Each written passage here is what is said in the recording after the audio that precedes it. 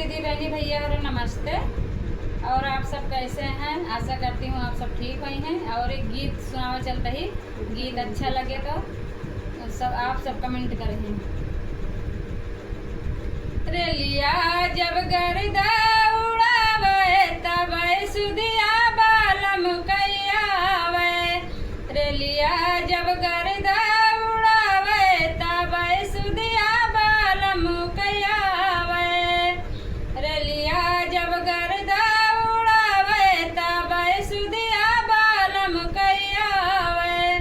4 महीना के बरखक दिनवा, 4 महीना बरखक दिनवा, बरखक दिनवा भीज बदनवा, बरखक दिनवा भीज बदनवा।